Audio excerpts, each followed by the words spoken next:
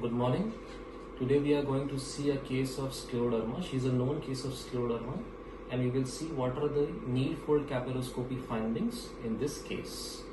Going with the introduction, just to give a glimpse of what are the cutaneous features that are present.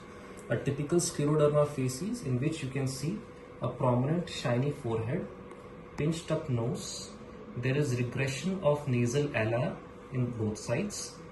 The lips in both upper and lower lips are regressed because of fibrosis, and there is some mucosal fibrosis all around. You can see that the neck region there is hyperpigmentation. At present there are no obvious telangiectasias, but there are some markers like older telangiectasias are present. In the hands, if we see, there is contracture because of skin fibrosis. Almost all the fingers are involved simultaneously. There is some amount of calcification at the joints because of these contractures. We can see here, which some of them might have ulcerated before, which is healed right now. There is active discoloration at present, which shows some form of digital ischemia, and also there is digital resorption in the distal phalanges of all the fingers. So all these are classical features of scleroderma. And now we will look on to what are the features we can see in nail fold capillaroscopy. So this is kind of a fast track table that we use to determine if the patient is having scleroderma pattern or not. So what we can see here in this table is that we see 4 parameters in nail fold capillaroscopy. The first is density of the capillaries. The second is the dimension of these capillaries, if they are more or less than 50 micrometers. The third is an abnormal morphology. We will see what are the morphologies that can be there. And the last one is the presence of hemorrhages. Based on these 4 parameters, we can decide if patient falls under a non-scleroderma pattern or a scleroderma pattern. Now, as this case is as a known case of scleroderma, we will focus on the scleroderma pattern alone. It can be divided into early, active and late features based on nail fold capillaroscopy findings. If the density is more than 7, it falls under early scleroderma pattern. As we progress, the density decreases. The diameters of the capillaries is obviously more than 50 micrometers in all these patterns. The abnormal morphology comes very late, and hemorrhages may be or may not be present in early and active scleroderma pattern. Based on this fast track table, we will now determine what our patient shows in nail fold capillaroscopy examination. So let's proceed to the examination now. Okay. So let's just first look at what a normal nail fold capillaroscopy looks like.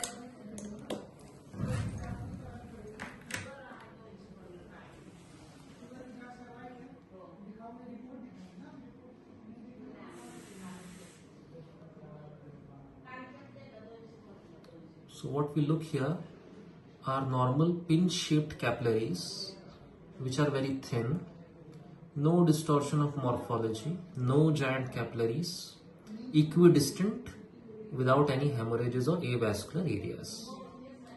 So a typical nail fold capillaroscopy should look like this, where there are no giant capillaries, the architecture is almost normal in every capillary, these capillaries are equidistant to each other, good density, not too bushy and not too avascular also.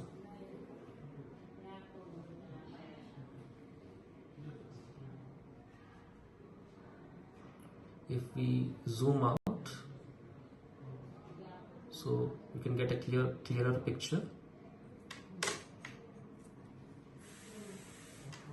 Just put some more there.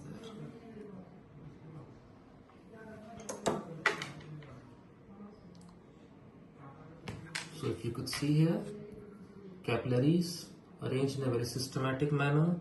All are pin-shaped capillaries, no giant capillaries in the scene, no hemorrhages, no avascular zone, not too bushy and not too rare also. So that's a normal nail fold capillaroscopy finding. So this is a normal nail fold capillaroscope which can give us up to 200 times of magnification. and this is just an immersion oil to increase the sensitivity of these images.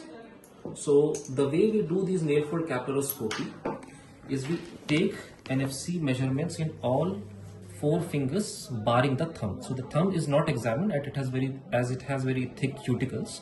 So rest of the fingers are examined for nail fold capillaroscopy changes. So let's do the nail fold capillaroscopy. We will start from the little finger. We will pour some immersion oil or any other oil just to increase the image quality. And now when we look at the capillaroscopic findings,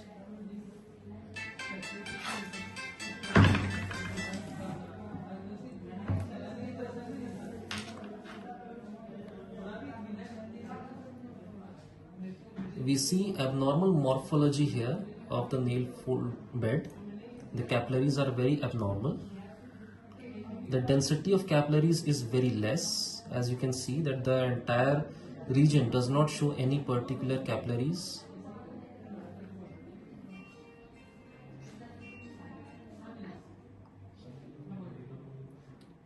There are some giant capillaries. As you can see, these are a few capillaries that have giant loops.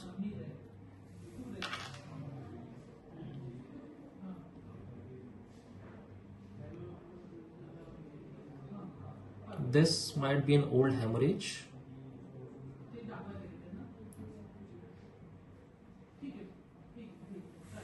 Now let's go on to the next finger.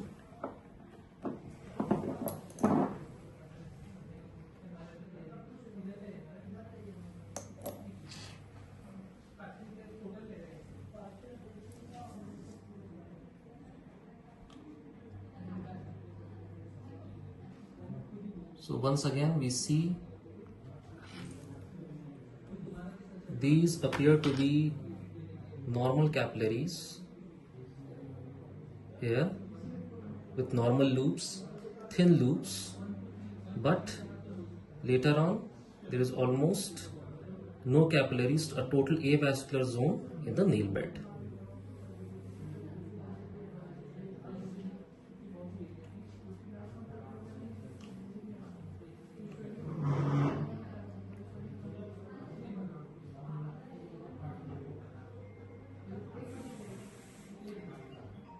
So you can see there are some normal capillary loops here, but the rest of the area there are almost no capillaries. So total avascular zone, so falling more in the late scleroderma pattern as patient has progressed in the disease. Now just see another finger for the last time.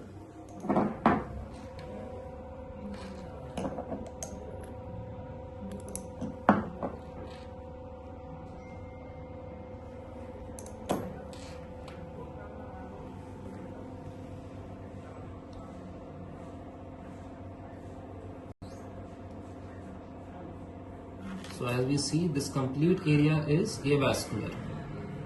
No giant capillaries, no hemorrhages. The density is very less than 7 per millimeter cube. Hence, the patient is having late scleroderma pattern. I will just zoom in once.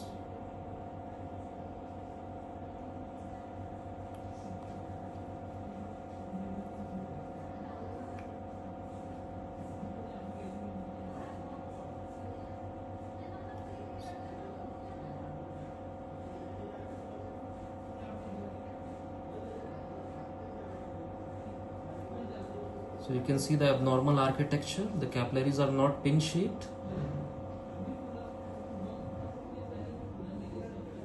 And there are no giant capillaries as seen in early scleroderma pattern. So this is definitely a late scleroderma pattern with very few capillary densities, no giant capillaries and almost no hemorrhages.